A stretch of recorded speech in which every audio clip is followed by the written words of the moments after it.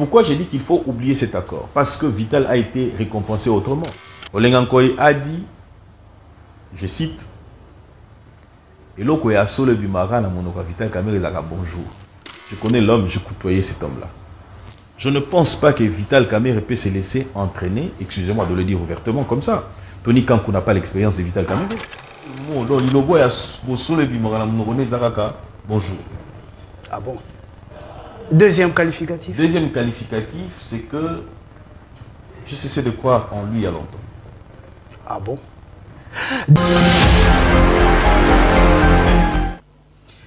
Mesdames et messieurs, deuxième mandat de Félix Tshisekedi, qui doivent être les priorités pour le bien-être de la population congolaise, mais aussi quel est l'avenir de l'Union sacrée pendant que d'autres plateformes se créent au sein de l'Union sacrée avec le même député de l'Union sacrée. Nous en parlons aujourd'hui dans votre émission sur votre plateau devant les Congolais avec les journalistes du peuple. Mais qui sera notre invité?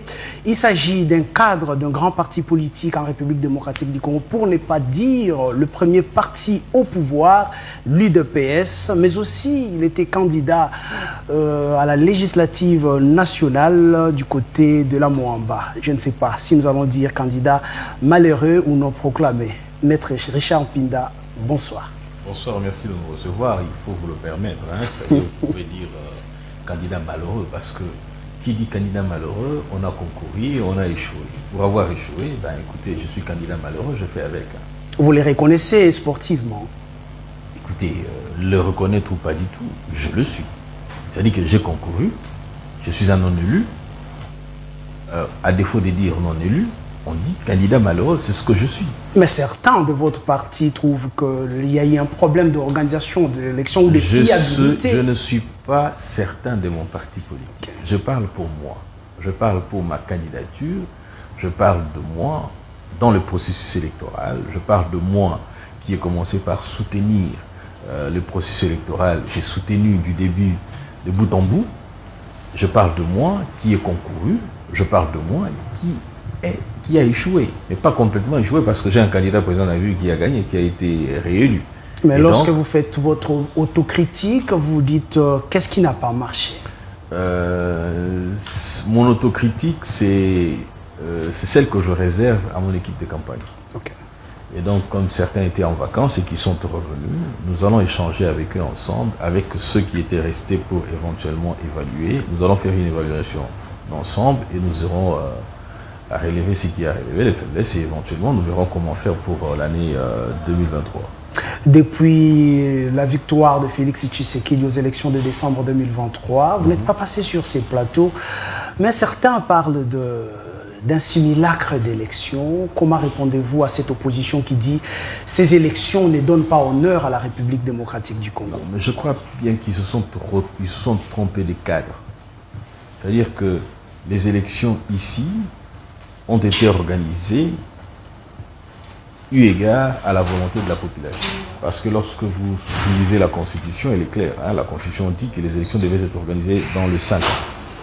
Et nous avons d'abord respecté la volonté du souverain primaire. Et lorsque nous sommes allés aux urnes, vous vous êtes rendu compte que la population a pratiquement donné à Félix Antoine Tshisekedi Tshilombo 73%, près de 15 millions, je crois, 13 millions de voix exprimées. Et donc, je pense que si c'était un simulacre, comme les uns et les autres le disent, la solution aurait été, ou la manifestation aurait été de retrouver la population dans la rue. Combien de fois l'opposition a appelé la population dans la rue et combien ils se sont retrouvés. Et donc, lorsque l'opposition les dit, moi je retournerai ici à l'opposition pour le dire, c'est un simulacre d'opposition, tout simplement. Simulacre d'opposition, vous parlez de l'efficacité, du manque d'efficacité dans des appels à manifester de l'opposition. Mais eux aussi vous accusent que vous réprimez les manifestations. Non, je ne parle pas du manque de l'efficacité. Je parle du manque de l'intérêt pour la population. Okay. Et donc, si la population, vous savez, nous vous disons 38 ans de lutte, c'est-à-dire que nous avons une expertise, c'est-à-dire que nous avons été dans l'opposition durant toutes ces années-là. Et donc, nous savons qu'est-ce qui motive la population? C'est son intérêt. Son intérêt, c'est quoi? C'est la gratuité de l'enseignement. L'intérêt de la population, c'est quoi? C'est la couverture santé universelle. L'intérêt de la population, c'est quoi? C'est les routes qui doivent être construites. L'intérêt de la population, c'est les bateaux de pêche qui sont aujourd'hui disponibles pour le Congo et le pêche qui va permettre à ce que nous puissions avoir éventuellement les poissons pour nous nourrir.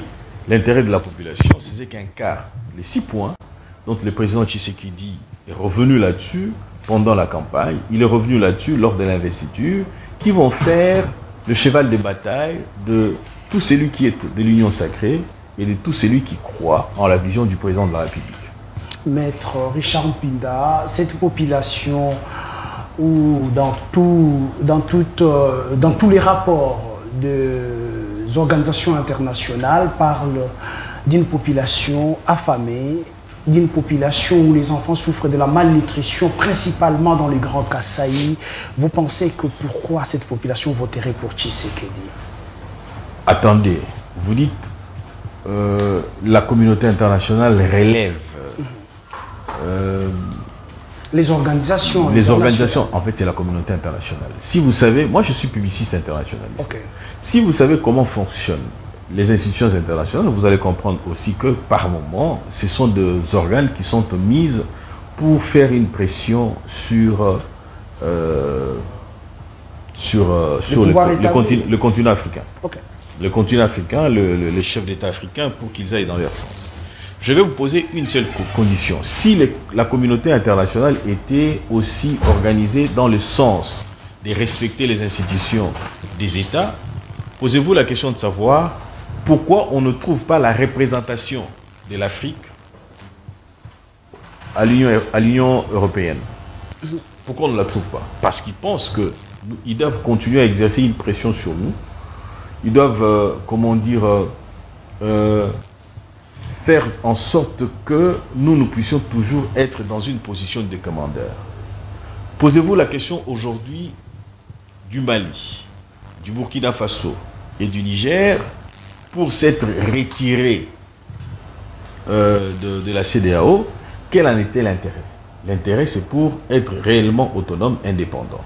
Et lorsque les rapports viennent de structures ou des organisations qui fonctionnent dans le cadre surtout du système des Nations Unies, ok, il y a à boire et à manger. Je vous poserai moi la question de savoir, parce qu'il faut se le dire, hein, je ne dis pas que tout ce qui est dit par ces organisations-là, ces ONG, sont obligatoirement faux. Non, pas du tout. Il y a des vérités qui sont dites. Ok?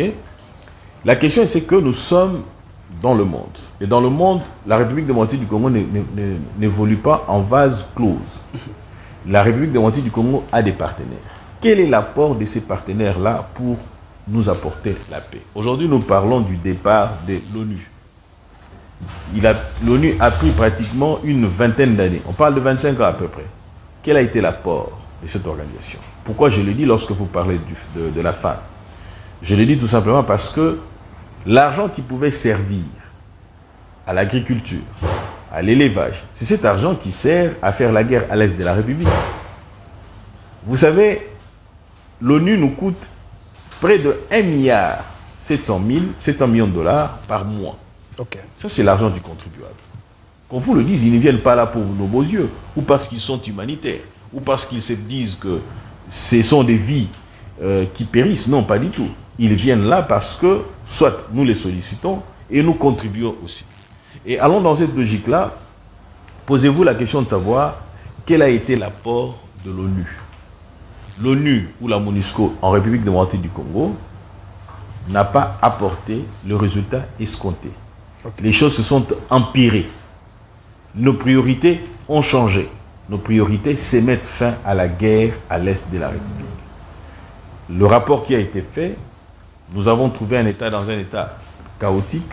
Et aujourd'hui, il y a des initiatives qui sont prises par le président de la République en vue de combattre la pauvreté, en vue de combattre la faim. Entre autres, je vous ai dit, l'initiative des greniers agricoles, ce qui est déjà mis en marche. Et éventuellement, je vous ai tantôt parlé ici de bateaux de pêche.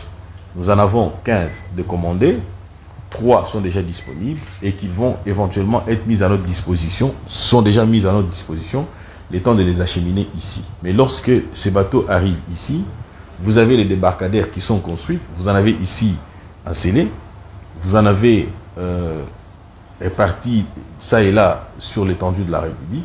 Ils vont permettre à ce que nous, les Congolais, nous puissions avoir des poissons frais. Ça va répondre éventuellement à ces problèmes de famine. Très bien. Et alors, comment répondez-vous à ceux qui disent que si c'était un discours bilan, un discours programme, Félix ne gagnerait pas les élections? C'est parce que Félix a amené un discours identitaire et que ces élections ont été une élection identitaire, ce qui a fait donner à Félix Tshisekedi de l'avance sur les autres. Donc, ils veulent dire quoi? Que Martin Fayulu n'est pas congolais? Vous avez tout simplement amené un discours qui séparait les Congolais. Moïse Katumbi n'est pas non plus congolais.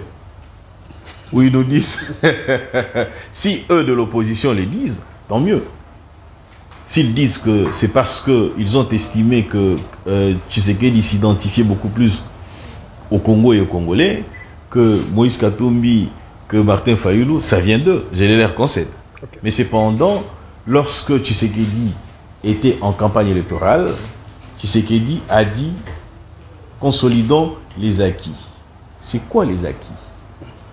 Lorsque vous parlez de la gratuité de l'enseignement, ce n'est pas un discours identitaire.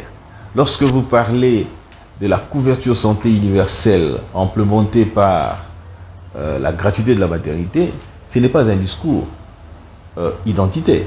C'est plutôt un programme qui a été exécuté et donc les fruits sont aujourd'hui en train d'être portés par les Congolais. Lorsqu'on parle de créer des millionnaires, on en a vu. Le président de la République en a reçu des Congolais qui sont aujourd'hui devenus millionnaires. Lorsqu'on parle de l'assainissement du climat des affaires, ça ce n'est pas un secret.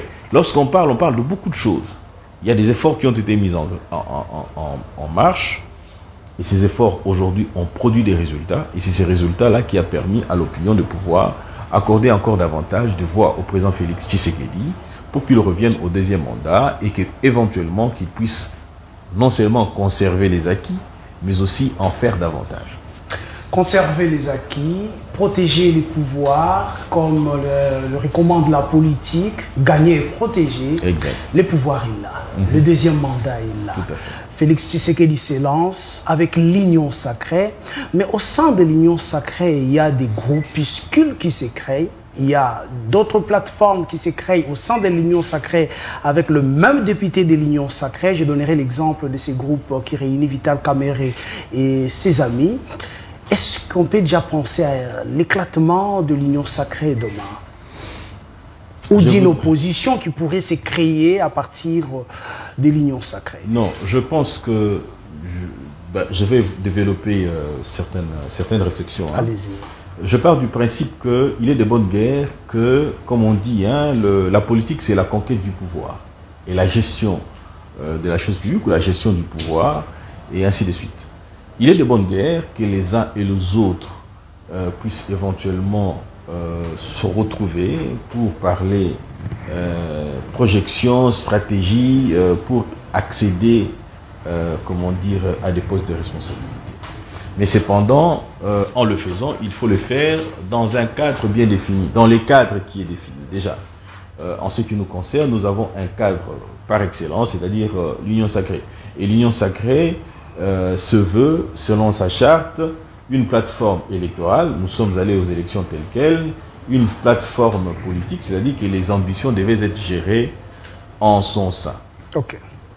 Et donc, on en arrive là. Celui qui s'est extirpé de l'Union sacrée ou de la réalité ou de la donne Union sacrée, c'est Vital Kamerhe. Ah, il s'est extirpé, vous dites. Laissez-moi y aller. Je pèse mes mots. Pourquoi j'ai dit qu'il s'est extirpé? Parce que nous partons du principe que l'Union sacrée est gérée par un présidium. Et ce présidium est constitué de 5 partis politiques, plutôt de 6 personnalités politiques. Ils sont soit chefs de partis politiques, mais ils sont au nombre de 6. Ici, je cite Augustin Kabouya, Vital Kamerhe, Bati Lukwebo, Christophe Mbosso et Sama Lukombe. Lorsque la charte de l'Union sacrée, j'ai dit tout à l'heure qu'elle avait un double caractère, électoraliste, nous sommes passés, maintenant c'est politique en vue de gérer les ambitions. Lorsque un de ces 6 personnes ou personnalités s'extirpe, c'est-à-dire il sort de cette réalité-là pour aller créer une plateforme, et pourtant la plateforme, l'Union sacrée, selon son statut, ne prévoit pas la création des sous-plateformes. Et donc, vous conviendrez avec moi que Vital Kamerhe s'est extirpé de cette réalité-là. La conséquence, c'est ce qu'a dit Jean-Pierre Bemba, que Vital Kamerhe est entré en rébellion, non seulement avec l'Union sacrée comme plateforme, mais aussi avec l'initiateur de la pensée Union sacrée, qui est le président Félix Antoine Tshisekedi Tshilombo. Vous savez, lorsqu'on dit tel quel, la question fondamentale que nous devions nous poser, c'est de savoir, oui, il a posé des actes. Je veux bien, parce que certains vous parlent aussi de Sama Lukombe. Mais lorsqu'on compare les deux réalités, on se rend compte que Sama Lukombe ne constitue pas un problème. Comment ça? Je m'explique. Pourquoi épargner Sama Lukombe et s'attaquer ou tirer sur Vital Kamerhe? C'est vous qui dites tirer. Moi, j'analyse les faits et les actes des uns et des autres.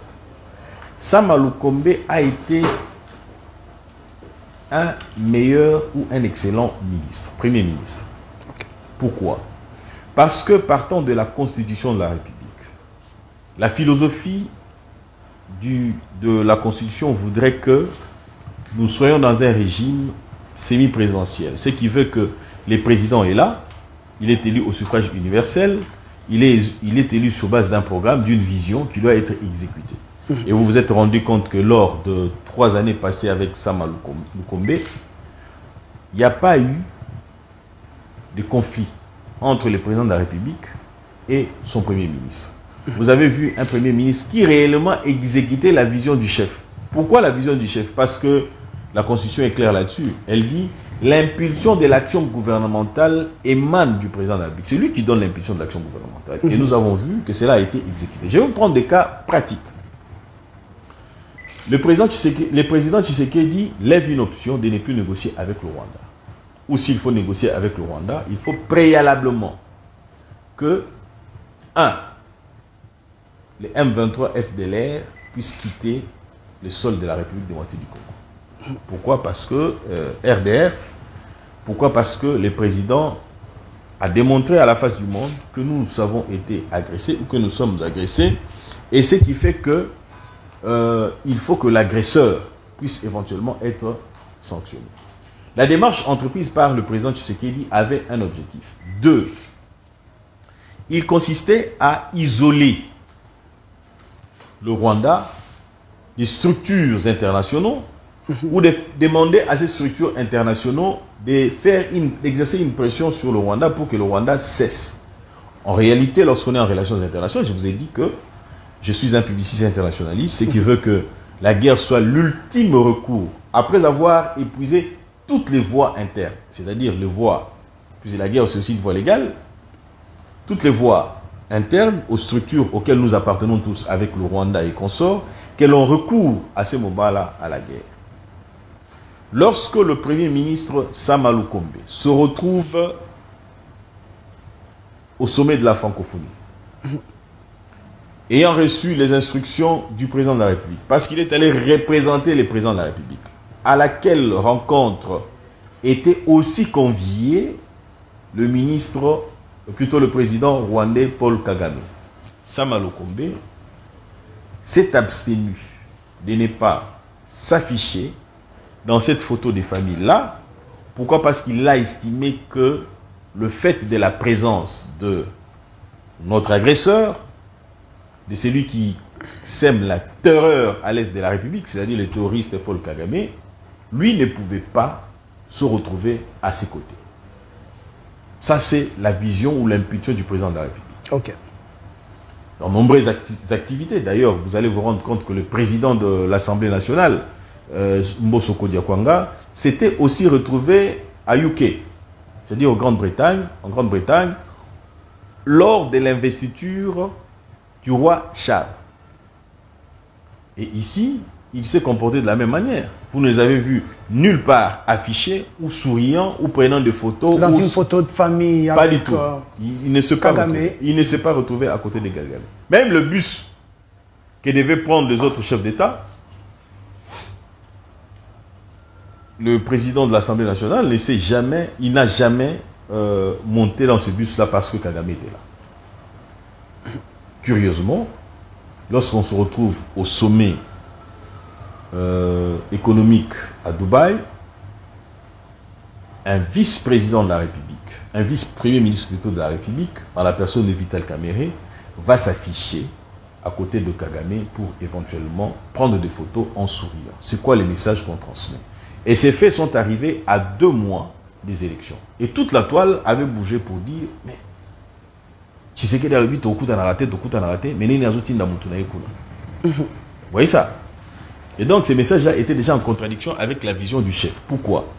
Parce qu'aujourd'hui cette vision continue. Parce que les présidents de la République, vous avez suivi récemment ici avec les ambassadeurs, malgré les différentes pressions que subit le président Tshisekedi, soit des États-Unis, soit des pays occidentaux pour éventuellement aller discuter avec le M23, il a posé un préalable. Il dit, je suis agressé, je ne discuterai pas avec ces gens-là s'ils ne commençaient pas par quitter la République démocratique du Congo. Et pendant ce temps-là, les FARDC vont faire leur travail qui consiste à chasser les rebelles jusqu'à leur dernier retranchement. C'est-à-dire que cette guerre pourrait éventuellement aller jusqu'au Rwanda.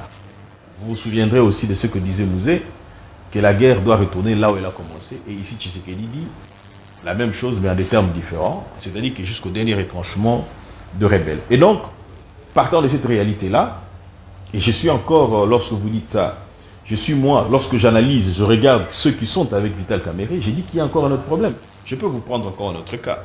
Prenez le professeur Évariste Bochab. Vous savez, quelle a été la suite? En tout cas, moi, je n'ai pas reçu l'information de la suite qui a été réservée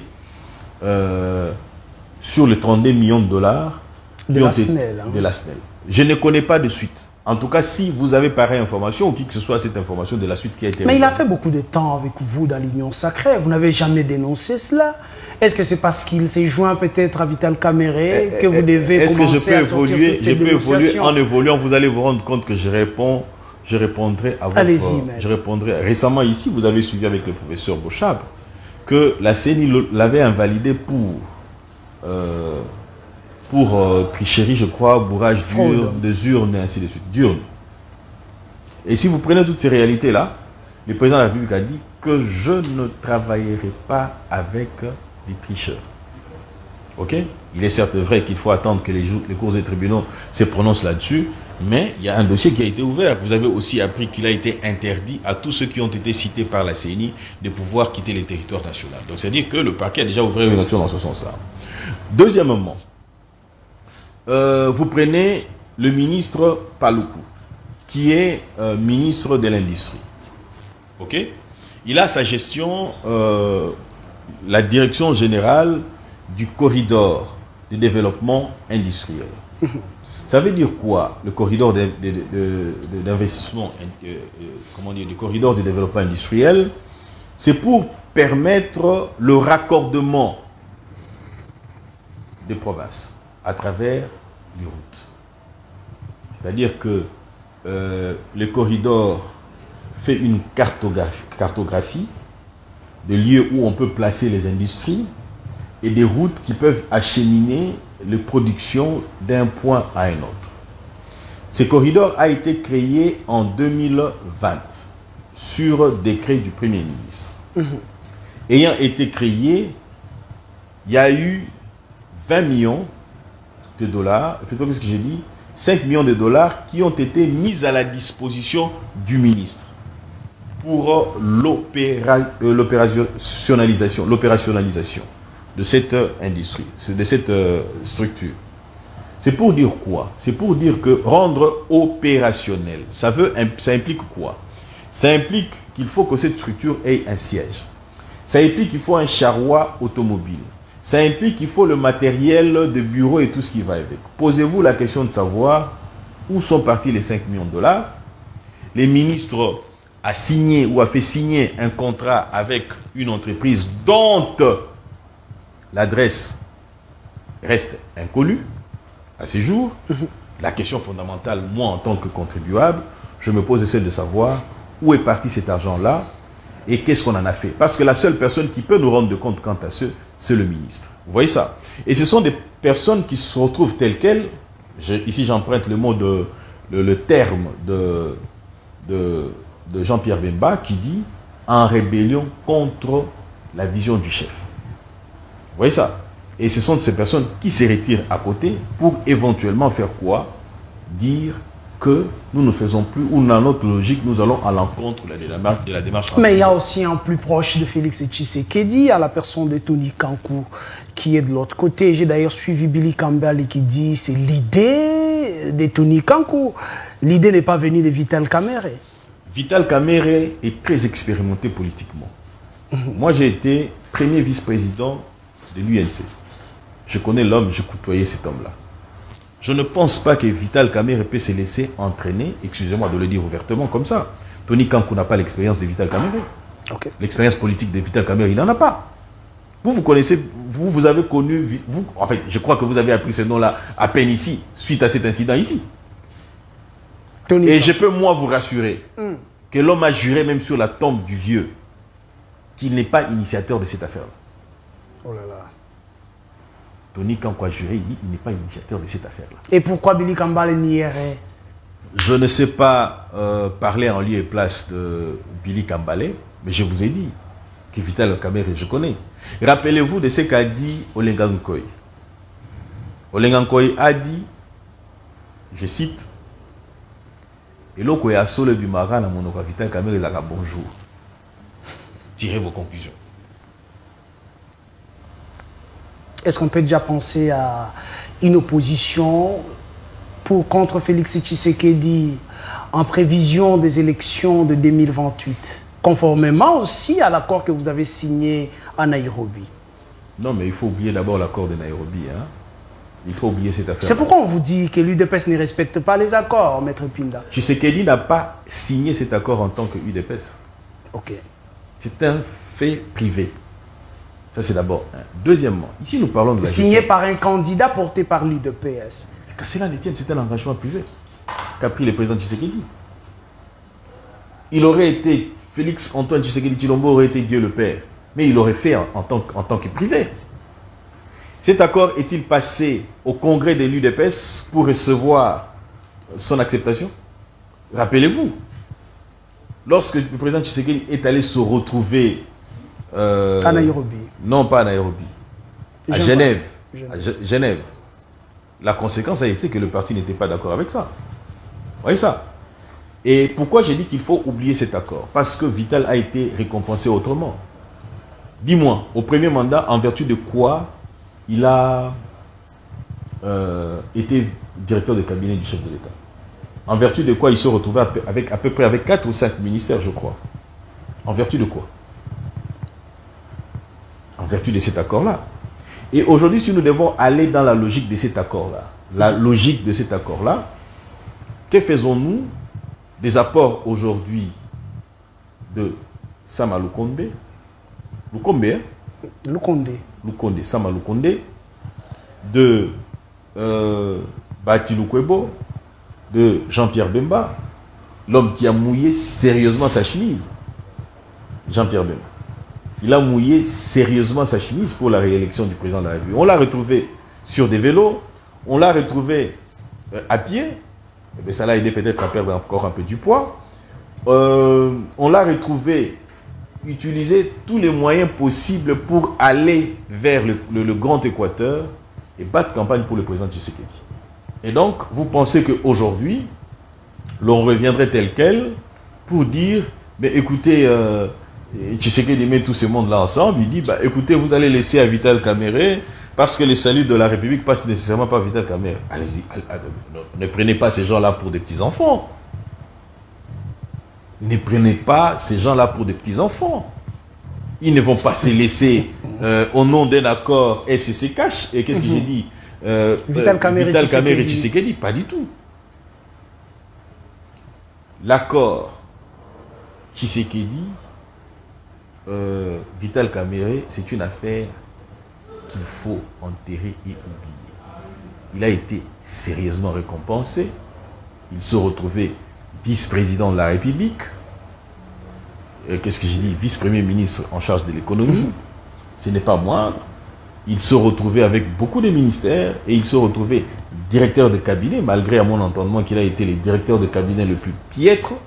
Et donc, l'opinion retiendra tout simplement. Le plus piètre, mais vous dites que le président de la République dit que le 100 jours de son premier pouvoir a été réussi à 80% avec Vital Kamerhe qui a piloté certains projets. Vous savez, en fait, c'est le côté fascinant de l'UDPS. Okay. Si vous avez été à l'UDPS, si vous avez réellement porté le combat de Tshisekedi, si vous avez réellement été façonné, modelé par la lutte du Sphinx, vous conviendrez avec moi, à l'UDPS, il n'y a pas de ouïistes. Hein.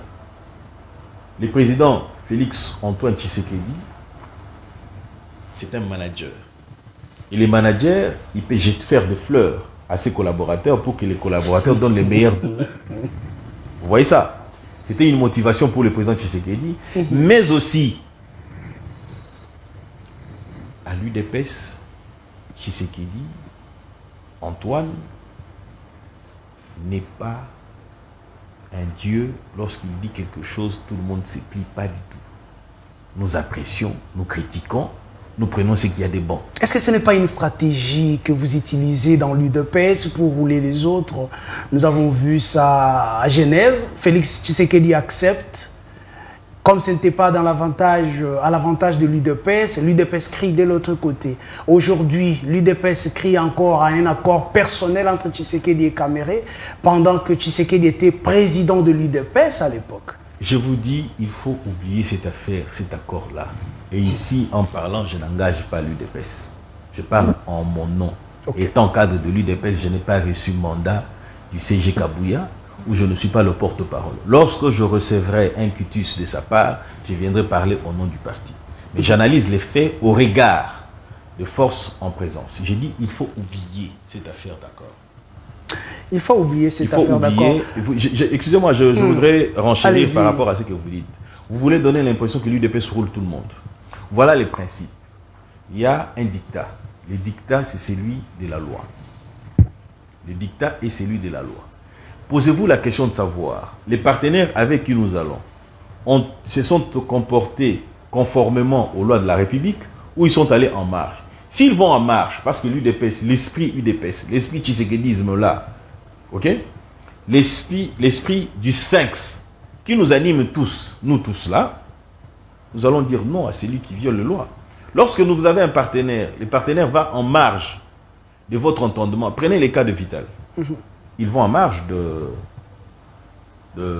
la ligne définie par la charte. Vous vouliez quoi? Parce qu'il est partenaire, nous sommes soumis au silence? Ou que nous devons protéger nos partenaires lorsqu'ils vont à l'encontre de nos conventions? Prenons le cas du ministre de l'Industrie. Vous voulez que parce qu'on est de l'UDPS et qu'il est un partenaire, aussi important qu'il puisse-t-il l'être, ok, il faut le reconnaître, le lui reconnaître, ok. Vous voulez qu'on se taise parce que je ne vois pas clair dans ce qui se passe au corridor? Mais allez-y comprendre que ça serait aller à l'encontre de l'esprit du Sphinx. Moi, je ne voudrais pas être chicoté chaque nuit par l'esprit du Sphinx. Pourquoi? Parce que je me serais comporté d'une certaine manière. Voilà pourquoi il faille à ce que nous puissions aussi participer dans cet exercice de la démocratie et de manière active. J'aurais souhaité cet exercice le faire au Parlement.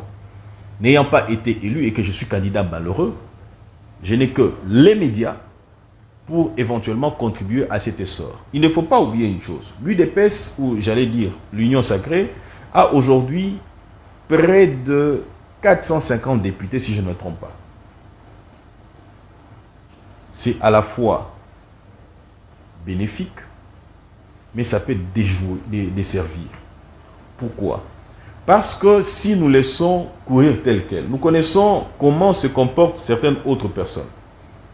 On risque de se retrouver dans ça avec des personnes qui, au lieu de servir la République, ils servent leurs propres intérêts et se couvrent mutuellement.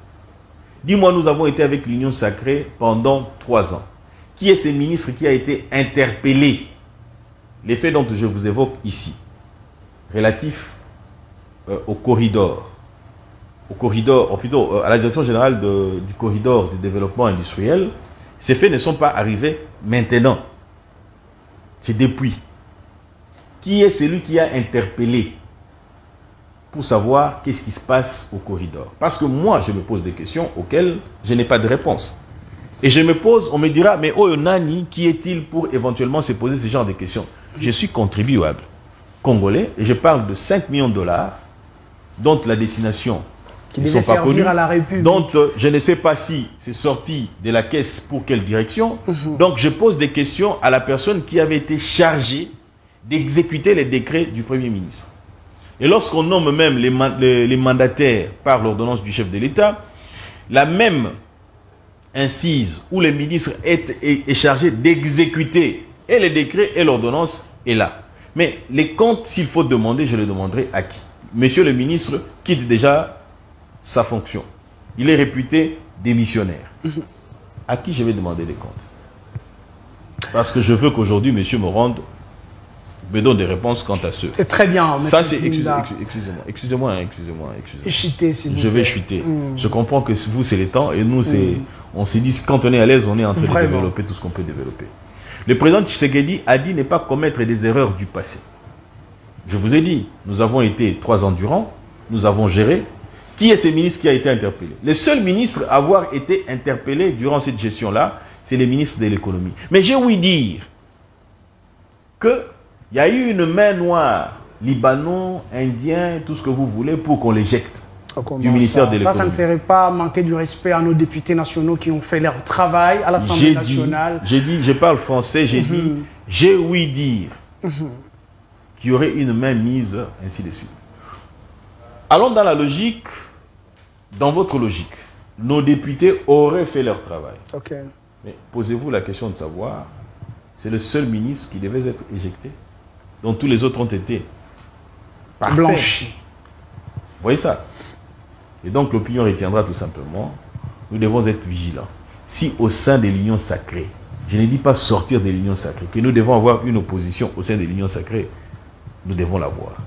Mon assurance, c'est que l'UDPS jouera son rôle valablement, son rôle traditionnel d'ailleurs d'opposant, et deuxièmement, du parti au pouvoir. Pourquoi? Parce que tout celui qui est de l'UDPS doit savoir que le Mouniéré, c'est un symbole d'un combat. Ok. Vous gardez toujours le Mouniéré. Le tshisekédisme, c'est un état d'esprit qui demande à ce que nous puissions être vigilants pour que le président Tshisekedi n'échoue pas le second mandat et qu'il réussisse de manière à ce que la population se retrouve.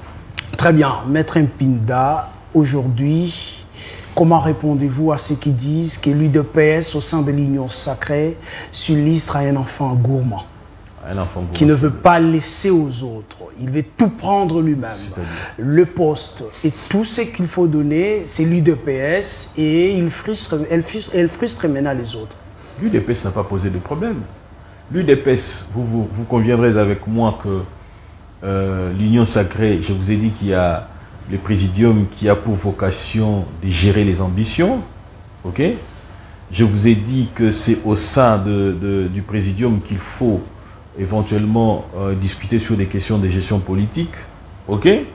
Je vous ai dit aussi que ce n'est pas l'UDPS qui a commencé par poser des problèmes. C'est plutôt un des membres du présidium, c'est-à-dire en la personne de Vital Kamerhe, qui s'est extirpé pour éventuellement commencer à poser des problèmes. En prétextant tout ce qu'ils peuvent prétexter, qui n'ont pas pris l'initiative. Vital Kamerhe n'est pas né dans la dernière pluie. Tony Kankou, dont on veut rendre responsable aujourd'hui, n'a pas l'expérience de Vital Kamerhe. Et allez-y c'est ça l'excuse de Tony Kankou? Non. Jean-Lucien Boussa, ce n'est pas l'ami de Tony Kankou. Okay. C'est l'ami de Vital Kamerhe.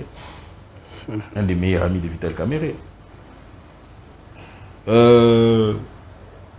l'autre, Paloukou, il est proche de Vital Kamere. Évariste et Bochab, ce sont ceux avec qui ils ont été au PPRD, ils ont géré ensemble. Pourquoi on veut rendre... prenons que l'initiative ne soit pas venue de Vital Kamere. Vous voulez me dire aussi que c'est Tony Kankou qui est allé convaincre tout ce monde-là? Allez-y comprendre ça. Ne cherchons pas. Nous allons clore. Le problème ailleurs. Le problème, il est connu.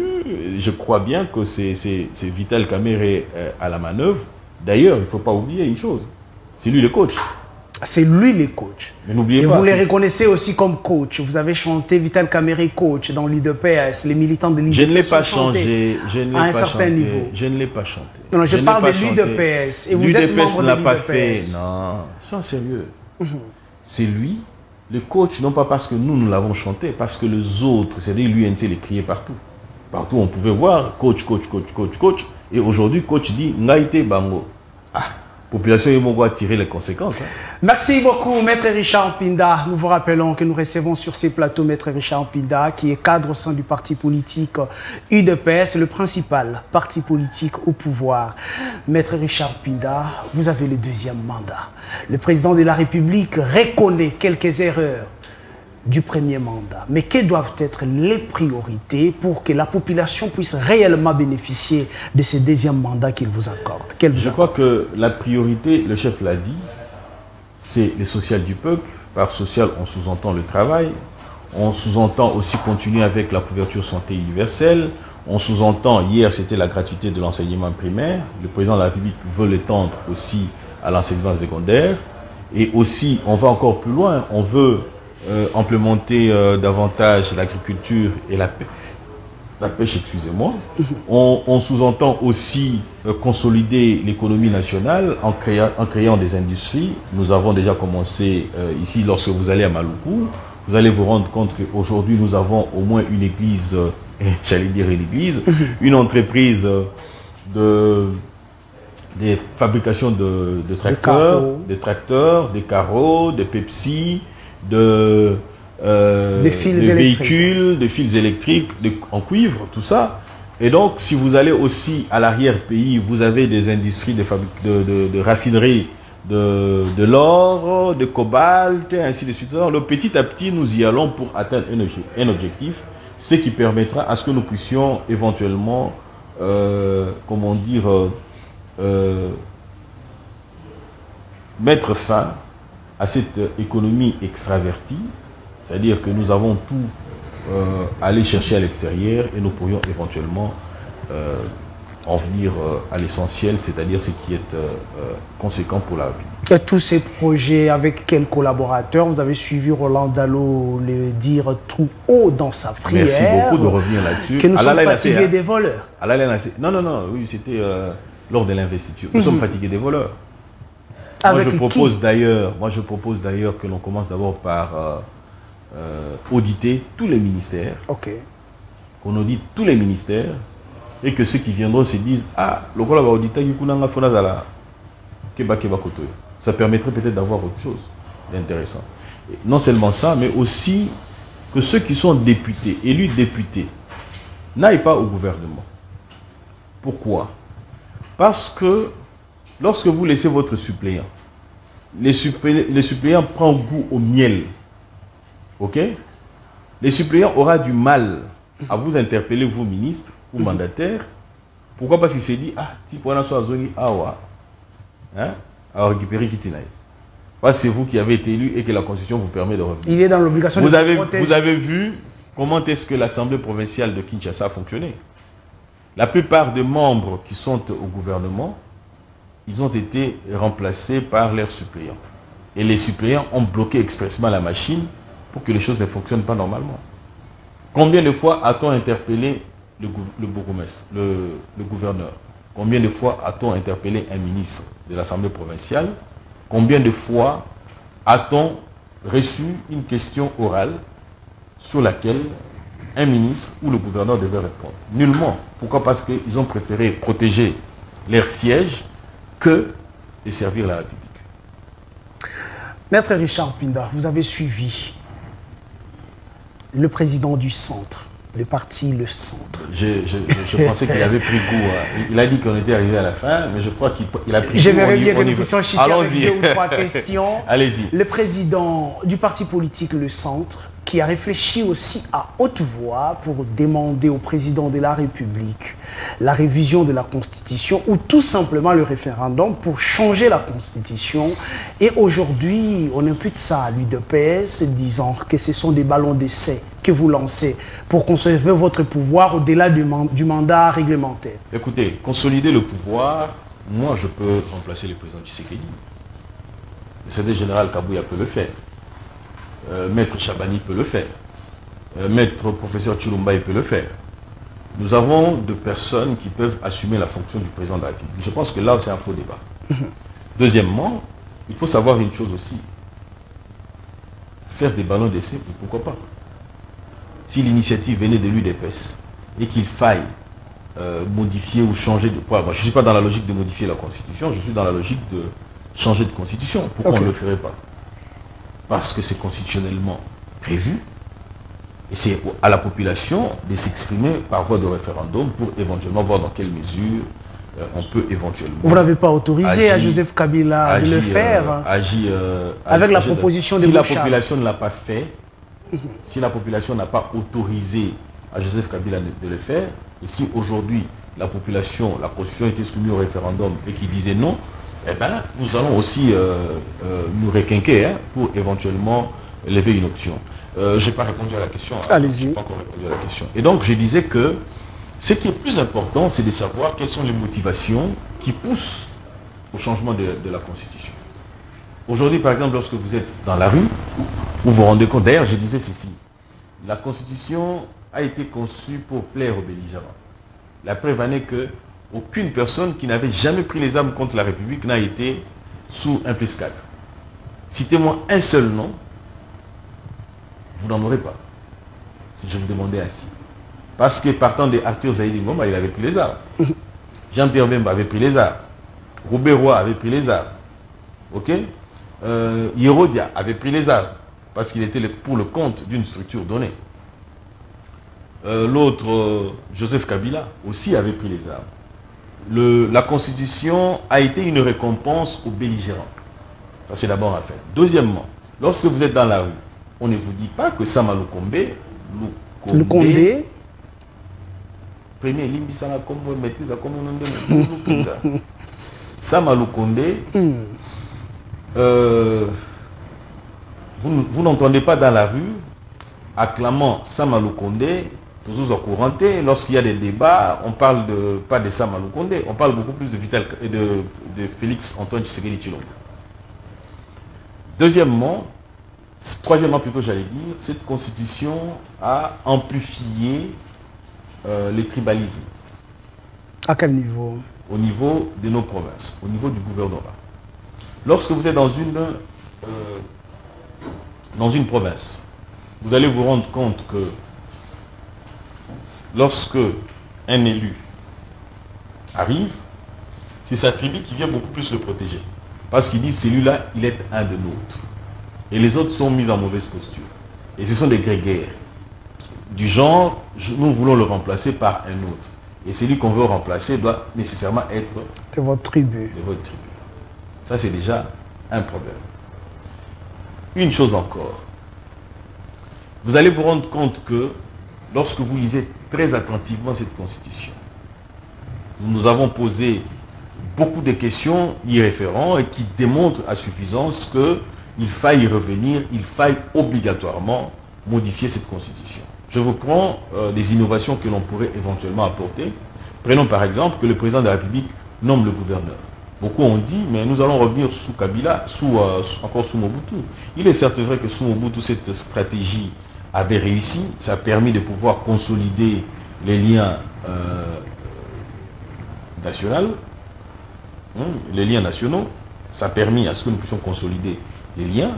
Rappelez-vous, Matiti Mboka avec... c'était Yerodia, non, c'était... Ça va venir avant son... Ça va venir. Prenons, vous avez vu par vous-même, Kondeville à Kikanda, moi-même en grandissant, je savais qu'il était originaire de l'Est de la République. Ok. Et pourtant, il était du Congo central. Vous voyez ça? Donc, ce qui démontre à suffisance que nous sommes un. Rappelez-vous de Zouzian Bongo. Elle a été gouverneur dans le Congo central, gouverneur à Kinshasa.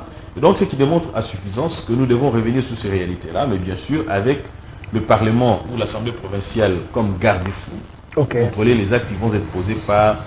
Très bien, mais vous n'aviez pas réfléchi comme ça dans l'opposition. On vous dit, vous le faites juste parce que vous êtes au pouvoir et que vous devez conserver ce pouvoir. Je vous demanderai peut-être d'approcher. Mais il est de bonne guerre. Il est de bonne guerre. Ok. Il est de bonne guerre que nous puissions réfléchir d'une certaine manière, différemment de lorsque nous étions dans l'opposition, parce qu'ici et aujourd'hui, au pouvoir, nous avons une autre lecture que celle que nous avions dans l'opposition. Très bien, et merci. Aujourd'hui, nous sommes déjà à la fin de l'émission. Aujourd'hui, au pouvoir, nous n'avons pas droit aux excuses.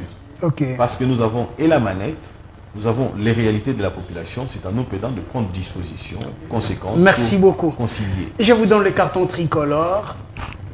Je vais commencer avec quelques photos qu'on va nous balancer sur l'écran. Je demanderai à la régie de nous balancer la première photo et nous aurons les commentaires de maître Richard Mpinda. La toute première photo, c'est la photo qui est là, la photo du président de l'UNC, Vital Kamerhe. S'il faut coller à cet homme politique 2 qualificatifs, qu'est-ce que vous direz? Bon, 2 qualificatifs. Ouais. Le premier, c'est, lorsque je vois la photo, j'ai vu le président du FONUS... vous avez pensé à Olengankoy? À Olengankoy qui dit, et sa bouche ne sort que le seul mot dont l'Ilobo est bonjour. Ah bon? Deuxième qualificatif? Deuxième qualificatif, c'est que j'ai cessé de croire en lui il y a longtemps. Ah bon? Deuxième photo au Montréal. Donnez-moi la deuxième photo. Félix Tshisekedi, lorsque vous regardez l'homme, quels sont les qualificatifs que vous pouvez coller à cet homme politique? À cet homme politique, je vois l'amour du Congo. Deuxième qualificatif, c'est la difficulté qu'il a, qu'a connu même, le président Joseph Kabila. De se trouver des collaborateurs à la hauteur de sa vision. Troisième photo, Montréal, rapidement, parce que l'émission est arrivée, touche déjà à sa fin. Nous avons Martin Fayoulou. Qu'est-ce que vous pouvez dire à Martin Fayoulou si vous étiez en face de lui comme conseiller? Je dirais à Martin Fayoulou que ce que nous avons de plus cher, c'est le Congo. Qu'il ne commette pas la bourde de la dernière fois, parce que la vérité des urnes n'a pas payé. Aujourd'hui, nous avons besoin d'une opposition forte. Et pendant que, surtout que l'Union sacrée a près de 450 députés, moi ça me fait peur. Ah bon? Moi personnellement ça me fait peur. Il faut une opposition forte. Il faut une opposition qui va critiquer. On ne peut pas dire que tout ce qu'on fera est aux agas malamouté. Et vous pensez que l'opposition est faible aujourd'hui? Ça représente quoi de vous à moi? Très bien, nous avons 3 cartons. Vous avez 3 cartons entre vous, mais les cartons tricolores. Les rouges signifient médiocre. Le vert signifie excellent. Et les jaunes, c'est la moyenne. Félix Tshisekedi a dirigé ce pays pendant 5 ans. La gestion sécuritaire de Félix Tshisekedi, quel est le carton que vous collez à cette gestion sécuritaire de Félix Tshisekedi? Vous avez dit ça quoi? C'est excellent. Et ça, jaune? La moyenne. Et ça? Médiocre. Je donnerai la moyenne. Pourquoi la moyenne? Parce que l'objectif n'est pas encore atteint. Très bien. Vital Kamerhe et son groupe. C'était ça le sujet du jour. C'était ça le sujet du jour. Alors, je vous ai dit que j'ai cessé de croire en lui. Qu'est-ce que vous dites, Vital Kamerhe? Vous voulez que je vous dise quoi de positif? Mais attendez, ils vous disent qu'ils veulent aider les chefs de l'État. Non. Allez demander à Olengankoy, il est encore vivant, qu'est-ce qu'il en pense? Qu'est-ce qu'il en pense? Oui. Vous me posez la question. Et vous vous attachez à l'idée de Olengankoy? Dans le lobby, Kenotuna Olengankoy. Ok? Hein? Qu'est-ce qu'il pense de Vital Kamerhe? Vous lui apportez ses cartes ici. Vous lui direz Oyo, Oyo, to Oyo. Maître Pinda, monsieur Sili, merci beaucoup. Vous avez 30 secondes pour clore avec notre émission d'aujourd'hui. Mon adresse serait beaucoup plus à l'Union sacrée, aux Tshisekedistes. Moi, je fais beaucoup plus confiance aux Tshisekedistes qui sont dans l'Union sacrée. Ne nous laissons pas emporter en oubliant le combat du Sphinx. Hier, nous l'avons fêté. Nous devrions en principe l'avoir en permanence dans nos esprits. Parce que le combat est encore rude. Pourquoi? Parce que nous avons devant nous une adversité interne comme externe. Nous avons encore des gens qui veulent se retrouver, eux, en oubliant les autres, que la population doit se retrouver. Et voilà pourquoi la population doit être vigilante, accompagner certains actes, faire en sorte que le président de la République atteigne son objectif. Parce que nous n'aurons pas d'excuses. Hier, pour le deuxième nous avons mandat, prétendu, parce que nous n'avions pas un parlement qui allait dans notre sens, mais ici, non seulement que nous avons un parlement majoritaire, donc moi, cette majorité me fait peur, 450 c'est beaucoup trop, très bien. Mais nous avons la garantie d'avoir UDPS qui peut à tout moment faire son travail, son travail traditionnel. Merci beaucoup, Maître Mpinda, pour votre présence sur notre plateau, Merci. pour la disponibilité surtout. Merci beaucoup à tous les téléspectateurs qui attendent l'émission Devant les Congolais. Comme je vous ai toujours dit, ici, c'est l'excellence. Pour aujourd'hui, on s'arrête par là. La deuxième partie, c'est dans quelques instants. Merci et bye.